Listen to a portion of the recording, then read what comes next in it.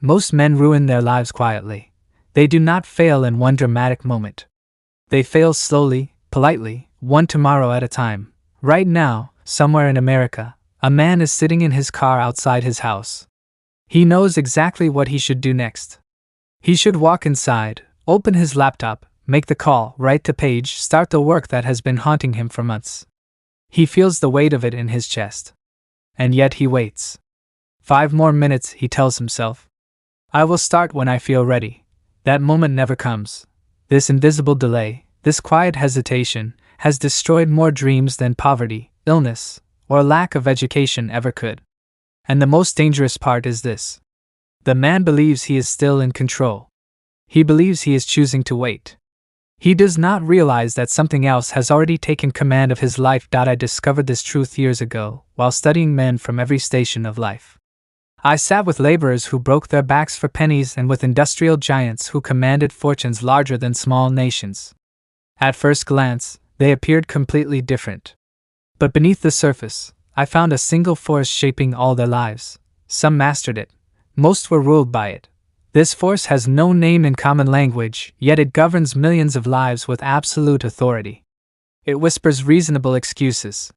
It disguises itself as logic, caution, and patience. But in truth, it is resistance. A mental gravity that pulls men away from action and into delay. The tragedy is not that men feel this resistance. Every human being does. The tragedy is that most men believe the resistance must disappear before action can begin. That belief is fatal. I once interviewed a steel mill owner from Pennsylvania who had risen from poverty to wealth without education or connections. His success puzzled many. When I asked him his secret, he laughed quietly and said something I have never forgotten. Most days, I did not want to work at all. I felt fear before every big decision. But I learned that feeling ready had nothing to do with moving forward. That sentence alone is worth more than many books. The average man waits for motivation. The successful man acts without it. Here lies the great misunderstanding that keeps millions trapped. They believe action is the reward of motivation. In reality, motivation is the reward of action. I have seen this pattern repeat endlessly. A man lies awake at night thinking about a task he has avoided. His mind spins.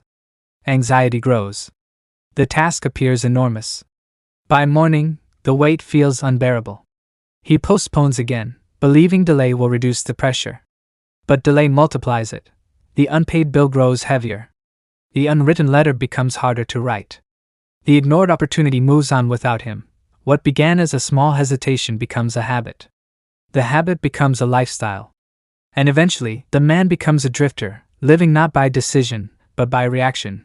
This is not laziness. Laziness is the excuse the untrained mind uses when it cannot explain its own paralysis. The truth is far more uncomfortable.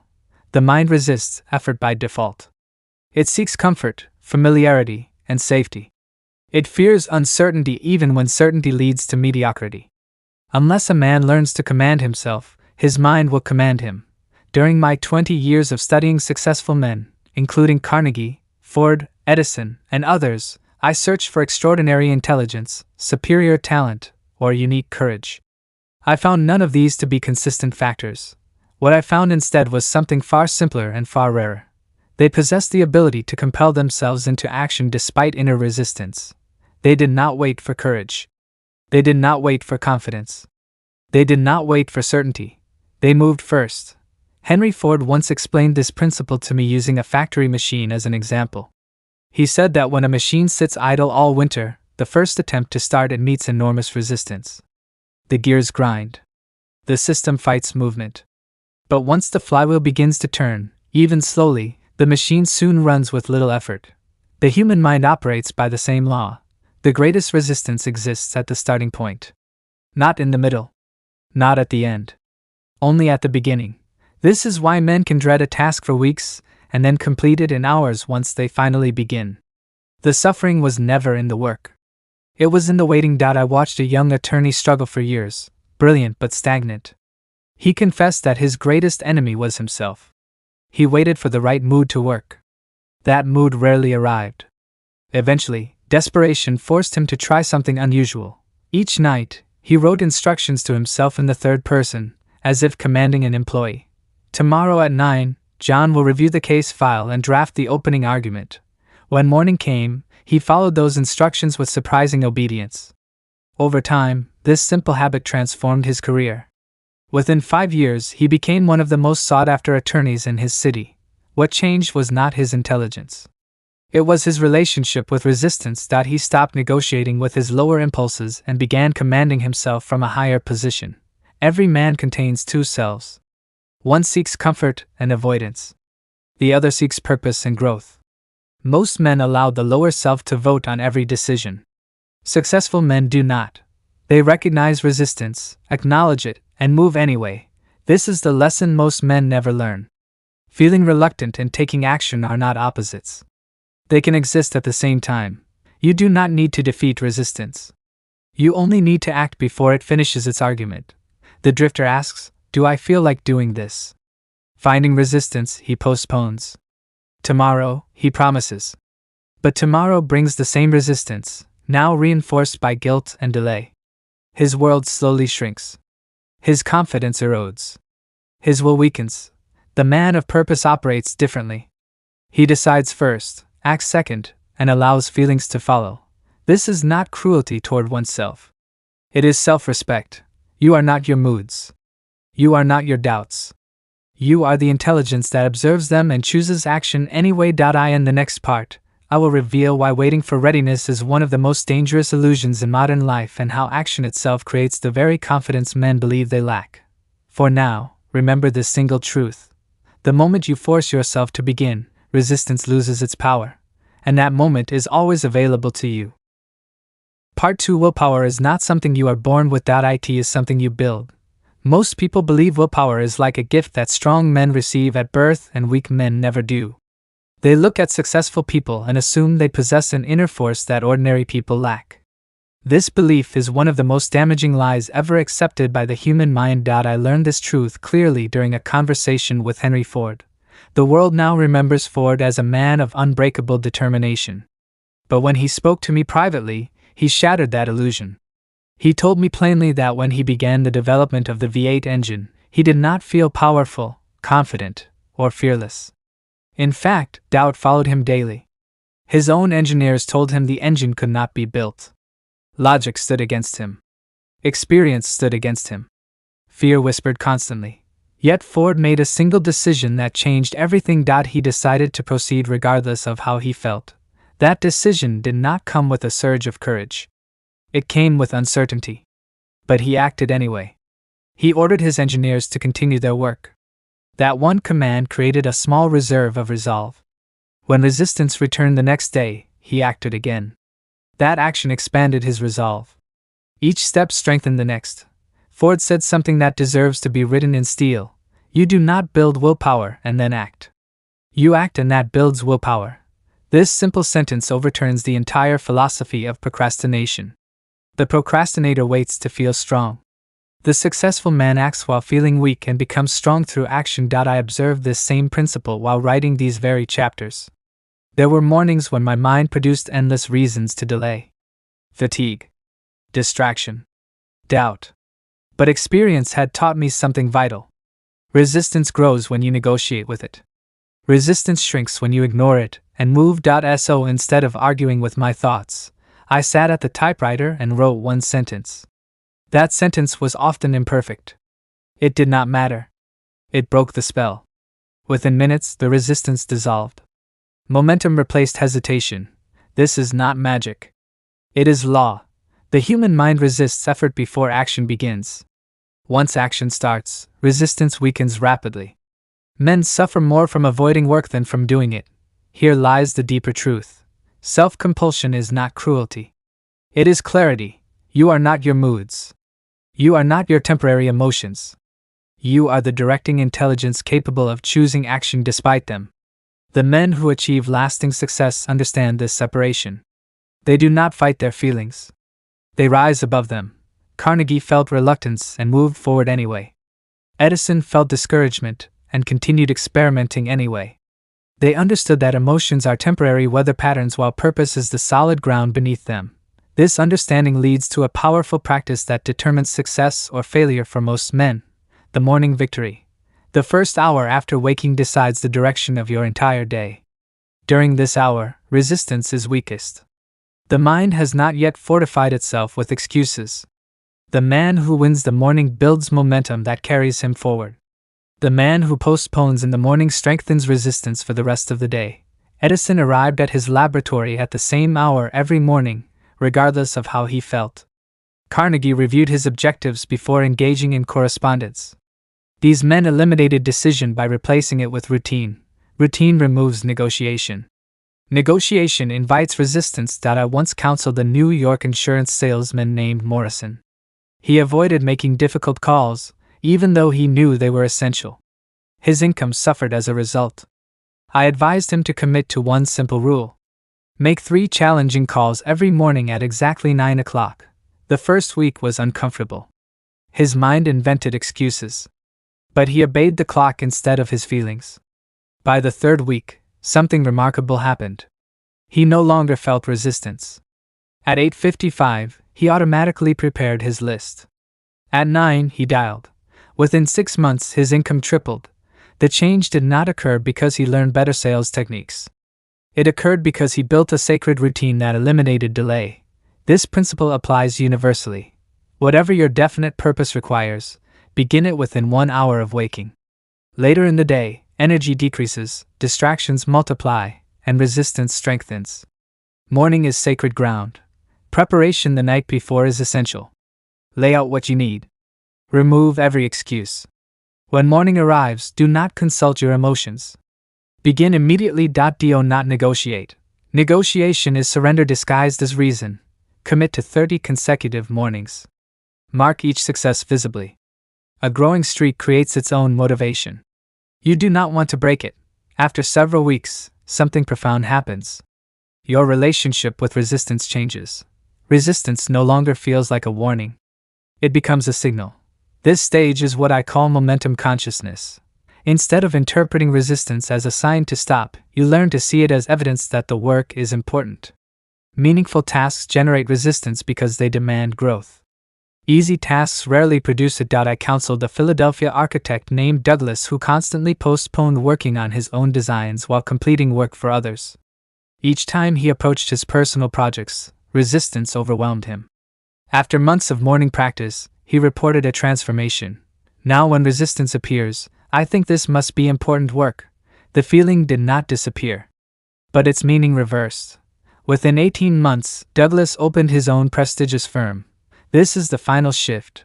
Resistance becomes a compass pointing toward growth. Keep a record of times you acted despite resistance and succeeded. Review it when hesitation appears. Evidence destroys illusion.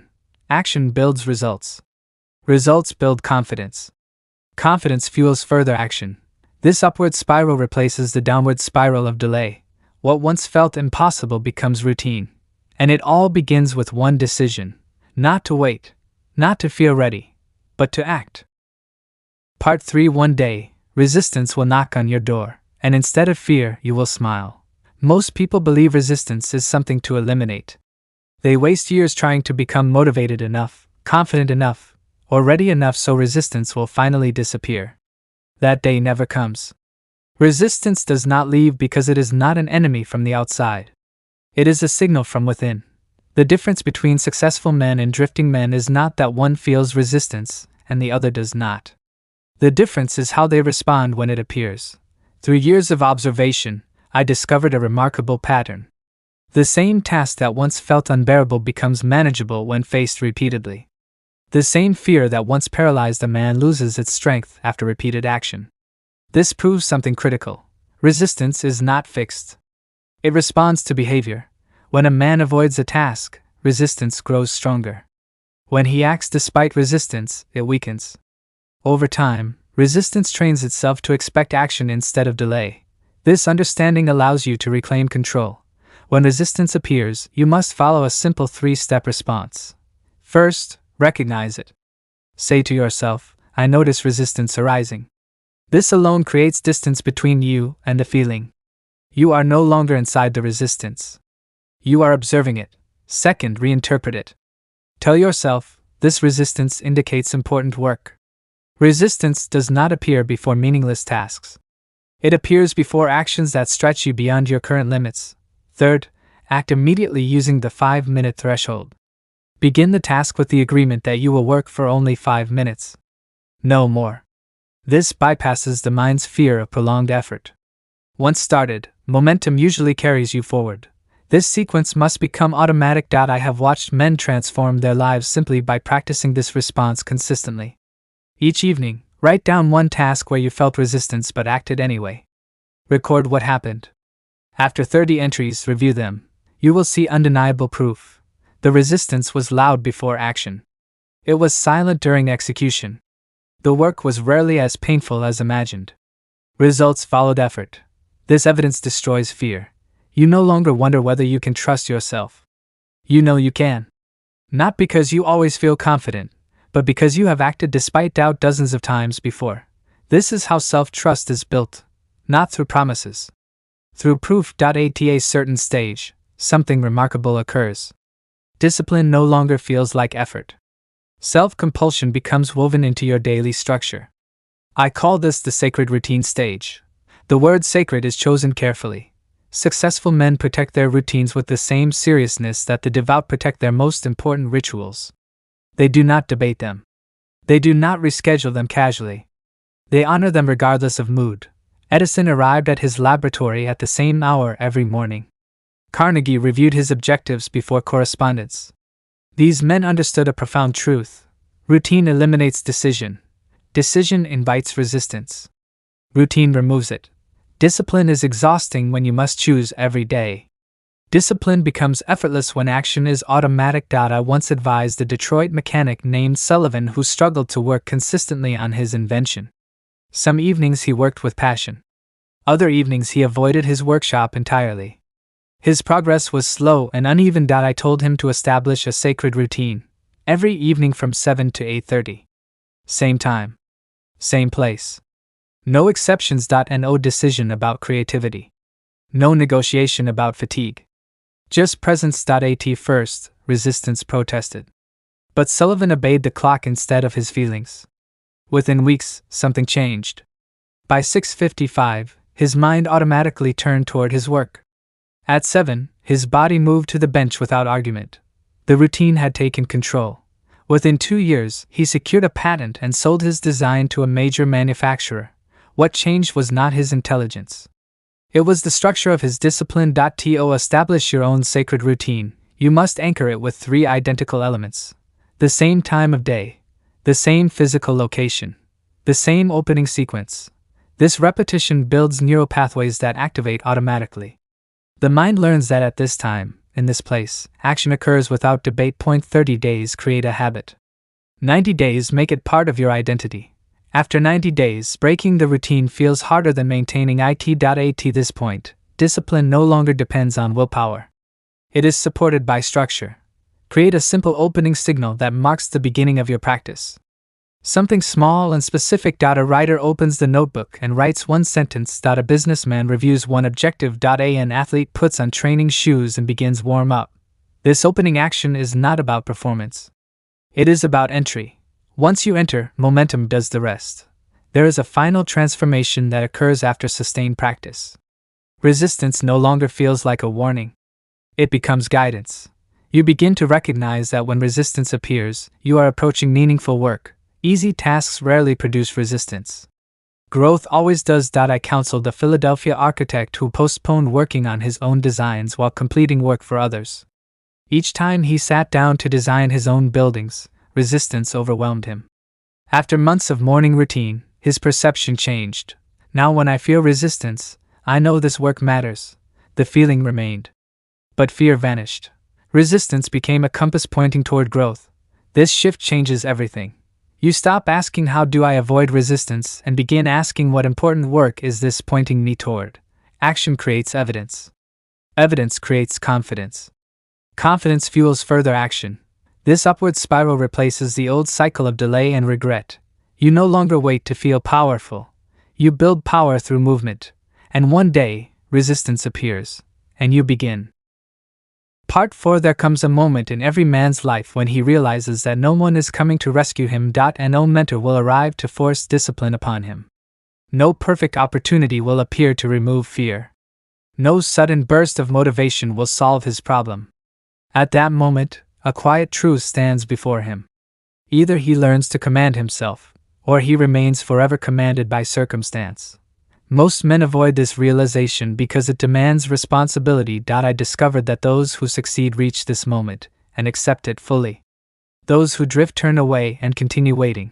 The power of self-direction does not appear suddenly. It develops through daily obedience to one's own decisions. Yet many men unknowingly sabotage this process through a subtle enemy that hides behind good intentions. I call this enemy emotional negotiation. Emotional negotiation occurs when a man allows his feelings to debate his commitments. He says things like, I will work when I feel focused. I will begin when I feel confident. I will act when conditions improve. This habit appears reasonable. It sounds intelligent. But it quietly dissolves discipline. I once worked with a businessman named Harris who complained that he lacked consistency. Some days he worked intensely. Other days he accomplished nothing. He blamed stress. He blamed fatigue. He blamed external pressure. When I examined his routine, the truth became clear. Each morning, he asked his emotions for permission to act. Emotions never grant permission. They are designed to protect comfort, not progress. The successful man removes emotions from the decision process. He does not suppress them. He simply refuses to consult them. Carnegie once explained this principle to me using a military analogy. He said that an army cannot function if soldiers debate orders based on how they feel. Command exists to bypass hesitation. Your definite purpose must function the same way. Once a decision is made, execution follows automatically. This is why definite decisions are so powerful. A definite decision closes the door to debate. An indefinite decision invites endless discussion with yourself. Men who fail rarely lack intelligence. They lack finality. They leave their commitments open to revision based on mood. Men who succeed decide once and execute daily. This distinction changes everything. I observed this truth vividly in the life of a Chicago factory supervisor named Bennett. He wanted to advance but felt overwhelmed by responsibility. He told me he struggled to focus after work and often postponed studying management principles. I asked him a simple question. Do you decide each evening whether you will study, or have you already decided? He admitted he decided each night. That was the problem. I instructed him to make a single definite decision. Every weekday from 8 to 9, study. No reconsideration. No evaluation. No exceptions. At first, resistance screamed. But Bennett followed the rule. Within weeks, the habit stabilized. Within months, his confidence increased. Within a year, he was promoted. His intelligence had not changed. His decision structure had. Here is the critical lesson. You must decide once and obey many times. Every time you reopen a decision, you weaken your authority over yourself. Every time you obey a decision without debate, you strengthen it. This leads to the next transformation in self-mastery. Identity alignment. At first, discipline feels like effort because it conflicts with your self-image. You see yourself as someone who tries, someone who intends, someone who plans. Through repeated action, your identity shifts. You become someone who does what he decides. This shift is subtle but powerful. When action aligns with identity, discipline becomes natural. A man who sees himself as disciplined no longer struggles to act. He simply behaves in accordance with who he believes he is. This is why routines become easier over time. They are no longer tasks. They are expressions of identity. I once counseled a salesman named Lewis who described himself as inconsistent. That word shaped his behavior. I instructed him to stop using it. Instead, he began saying, I am becoming a man who follows through. At first, the phrase felt false. But action gave it substance. Each completed commitment reinforced the new identity. Within months, inconsistency no longer described him. Words shape thought. Thought shapes action. Action shapes identity. This is not philosophy. It is observable fact. The successful man understands that self-mastery is built from the outside inward. He does not wait to feel disciplined. He behaves as a disciplined man would behave, and the feelings follow. Another obstacle must now be addressed: the fear of imperfection. Many men delay action because they believe their first effort must be flawless. This belief paralyzes progress. Perfection is resistance wearing elegant clothing. Edison did not aim for perfection. He aimed for progress. Carnegie did not wait for ideal conditions. He worked with what existed. The man who demands perfection before beginning never begins. I once advised a young writer who rewrote his first paragraph endlessly. He feared judgment. He feared failure. He feared wasted effort. I told him something simple. Your first draft exists only to be written. It does not exist to be admired. That sentence freed him. Progress requires permission to be imperfect. Action refines clarity. Clarity does not precede action. This understanding releases enormous energy. When you allow yourself to begin poorly, you begin quickly. When you begin quickly, you improve through motion. Motion is the great teacher. This brings us to another essential principle. Completion builds confidence. Starting is powerful. Finishing is transformative. Many men begin tasks repeatedly but finish few. This weakens self-trust. The mind remembers unfinished commitments and quietly loses faith. Finish small tasks deliberately. Completion teaches the mind that effort leads to closure. Closure creates confidence. Confidence fuels ambition. I advised a struggling entrepreneur to begin finishing one small task daily without exception. No matter how trivial. Within weeks, his energy increased. He felt lighter. Momentum returned. The mind craves completion. Give it what it needs. You must now understand the compounding nature of self-discipline. Each act of obedience strengthens the next. Each avoided action weakens the next. This is why small daily actions matter more than occasional heroic efforts. A man does not become powerful by dramatic bursts. He becomes powerful by consistent obedience to himself. Power is quiet. It grows unnoticed until one day it is undeniable. In the next part, I will reveal how to protect your momentum from sabotage by others and by yourself. How to defend your discipline against distraction. How to remain steady when enthusiasm fades. For now, remember this. Decide once, obey daily, and never negotiate with resistance. Part 5. The greatest danger does not appear at the beginning. It appears after progress has already been made. Many men fail not because they cannot start, but because they cannot protect what they have started. Momentum, once created, attracts enemies. Some come from the outside. Others rise from within. This is the stage where many promising lives quietly collapse. I discovered this pattern while studying men who showed early promise but later drifted back into mediocrity. They had tasted progress. They had felt momentum. Yet they lost it. When asked why, they spoke of distractions, pressure, and loss of focus. The true cause was simpler. They failed to defend their discipline. Discipline is fragile in its early stages. It must be guarded until it becomes identity. The first enemy is distraction disguised as opportunity. When a man begins to make progress, new options appear. Invitations increase. Requests multiply. He feels important. He feels needed.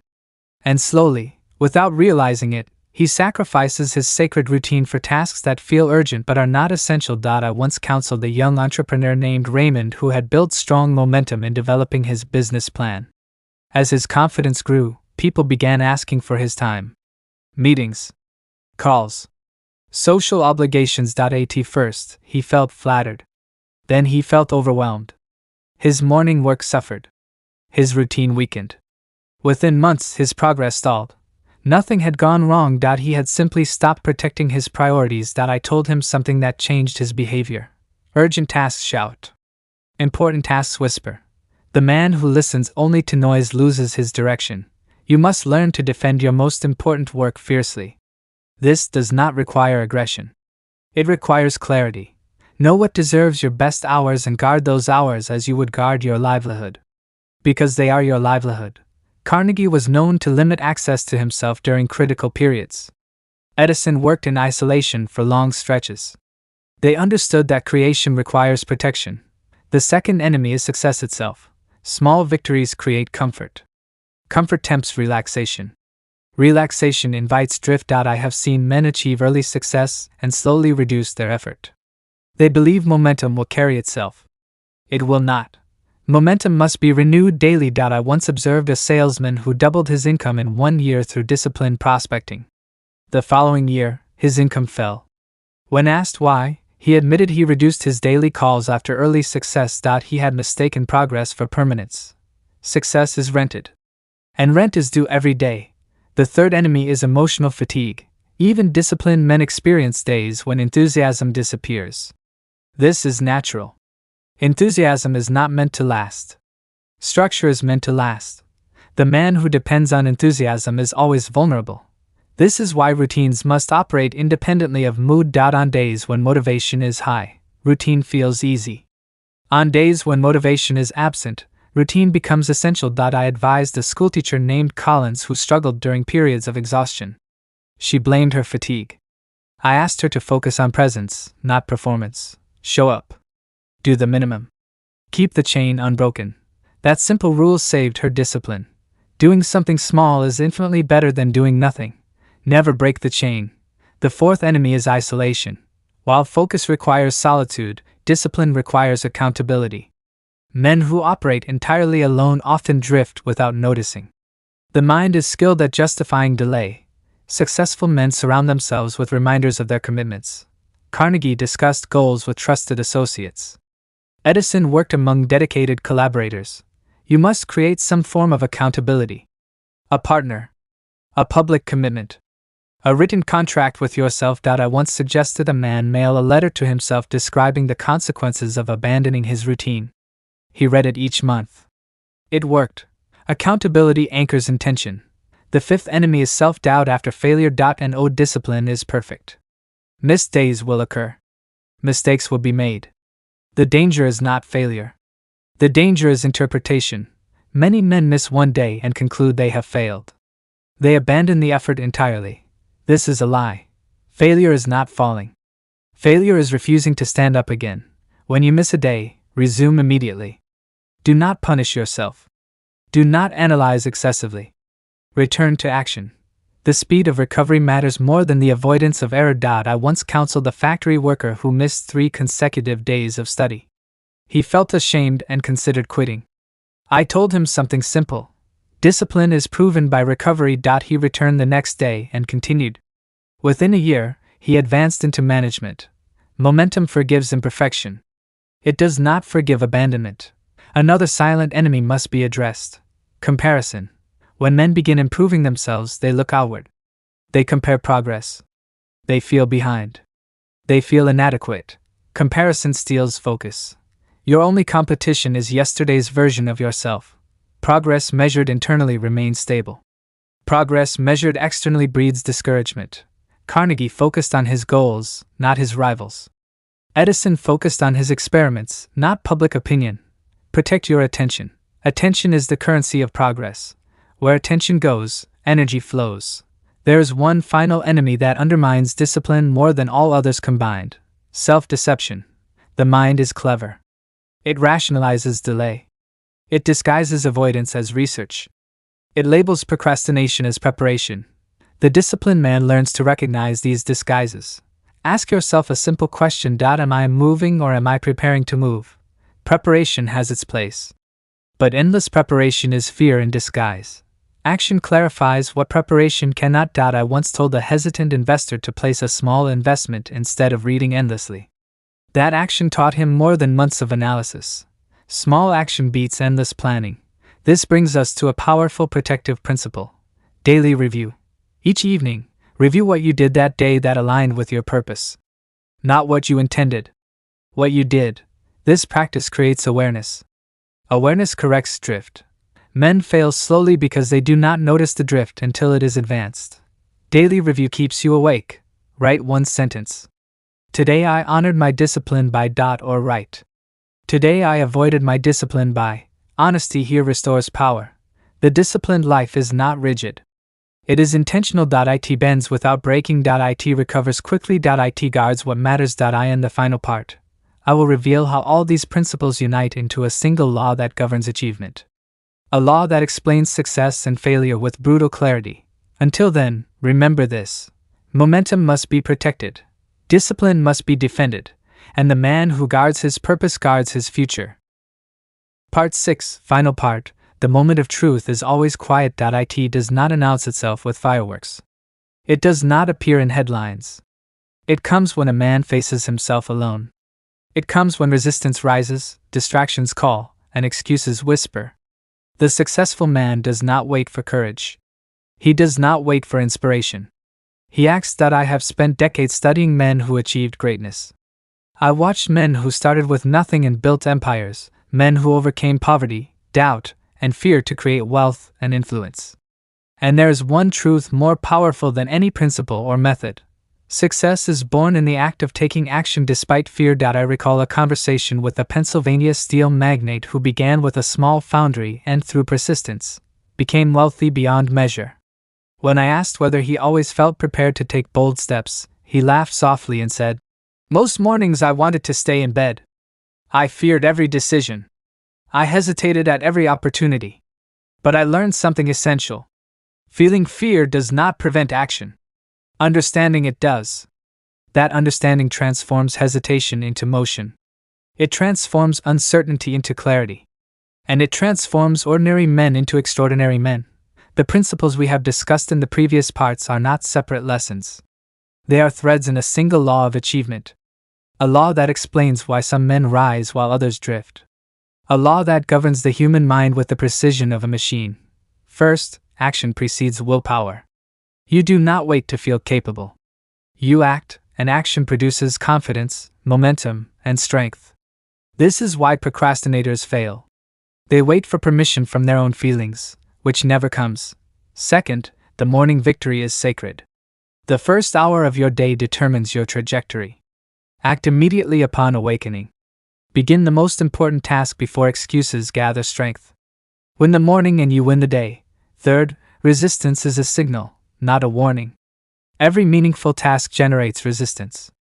Learn to interpret it correctly. When it appears, act. When it returns repeatedly, act again. Over time, resistance becomes a compass pointing toward growth. Fourth, routines are sacred. Structure eliminates decision, which weakens discipline. Edison, Carnegie, Ford, and countless others protected their routines with unwavering devotion. They knew that discipline is fragile until it becomes identity. Protect your routines as if your life depends on them. It does. Fifth, completion builds confidence. Start small, finish deliberately. Each completed task strengthens belief in your capacity to act. Momentum compounds like interest in a bank account. Small actions repeated consistently produce extraordinary results. Sixth, guard your progress. Distractions, fatigue, comfort, and success itself conspire to undo your momentum. Defend your priorities, limit unnecessary obligations, and refuse to negotiate with resistance. Your future depends on what you protect today. Seventh, identity alignment is essential. You are not your fears, your doubts, or your moods. You are the directing intelligence that observes and acts despite them. Every action in alignment with your higher self strengthens your identity as a man who takes control. I remember a young man named Daniel who wanted to start his own business but waited endlessly for the perfect moment. He read books, made plans, and dreamed. He never acted. I told him to begin with the smallest possible action. Write one paragraph of his business plan. He argued it would be imperfect. I smiled and said, "Then write. Perfection is not required. Action is." The next day, he wrote the paragraph. The day after, 2 paragraphs. Within a week, the first chapter of his plan was complete. Momentum had begun. 6 months later, his small idea became a functioning business. Daniel discovered what every successful man discovers. Action precedes achievement. Let me share one final truth. All the methods, routines, and strategies are meaningless without a definite purpose. You must know exactly what you want and why. Desire is the fuel. Action is the engine. Resistance is the terrain. The man who combines clarity of purpose, repeated action, and protected discipline becomes unstoppable. I have seen it hundreds of times. Men who learn to act despite fear, to interpret resistance as guidance, to defend their routines, to complete tasks, and to recover quickly from failure create results far beyond what talent or luck could provide. They do not wait for opportunities. They make them. They do not wait for courage. They create it with each deliberate step. Now it is your turn. Start tonight. Write down your definite purpose. Identify the most important task you have been postponing. Prepare your materials. Tomorrow morning, win your first hour. Begin the task without negotiation. Record your progress. Continue each day. Build momentum. Protect it. Align every action with your higher self. Over time, resistance will become a guide, discipline will become identity, and action will become automatic. Success is not a distant dream. It is the result of repeated choices. Each choice, each act, each moment of obedience to your purpose compounds into achievement. The man who masters himself governs his own destiny. The man who yields to hesitation remains at the mercy of circumstance. Remember, the universe rewards action. Waiting produces regret. Planning without execution produces frustration. Fear produces inaction. But decisive action, repeated consistently, produces results beyond imagination. You now have the knowledge. You have the method. You have the example of men who have walked this path before you. The choice is yours. Will you wait another day, or will you take control of your life starting tomorrow morning? Your life transforms one action at a time. One small step today creates the foundation for massive achievement tomorrow. Begin immediately. Protect your momentum. Align your identity with purpose. Complete tasks. Overcome resistance. Build routines. Master yourself. This is the path of every man who achieved greatness. If you found value in this story and the lessons it contains, take action beyond your life. Share these principles with others who need guidance. Encourage them to begin. Leave a comment sharing which first action you will take tomorrow morning. Subscribe to receive more insights that can transform thinking into results. Share this with friends and family so they too can learn that success is not a gift, but a habit built through action. Begin today. Act now. Master yourself. Transform your life.